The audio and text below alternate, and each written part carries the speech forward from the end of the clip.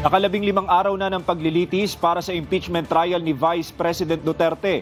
Para sa prosekusyon, isa sa matibay nilang nailatag ay ang mga aktibidad na naunang pinondohan ng OVP bago pa man mairelease sa kanila ang confidential funds.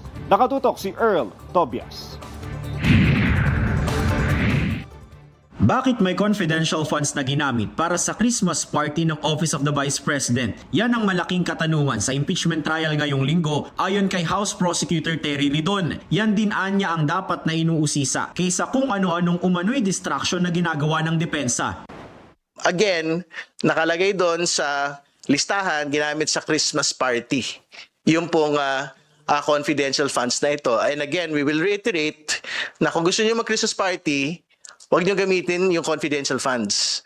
Gamitin yung pera niyo. Bukod pa nila riyan ang nabuking na palusot ng depensa na umano'y ginagamit ang confidential funds para sa ilang aktibidad ng OVP. Pero ang mga aktibidad na yan matagal nang natapos bago pa man ma-release ang confidential funds.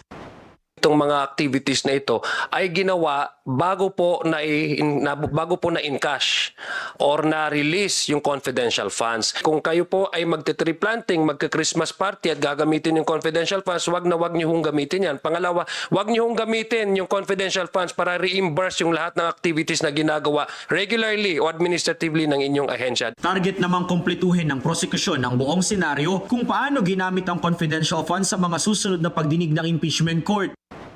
Yung pong fact na binigay yung confidential funds sa mga non-organic OVP at DepEd personnel, Mr. La Chica, Mr. Nolasco, doon pa lang po mismo nagkaroon na ng misuse ng confidential funds. Hindi po pwedeng gamitin ang confidential funds ng mga tao na hindi naman po tauhan ng mga opisina po na meron pong confidential funds.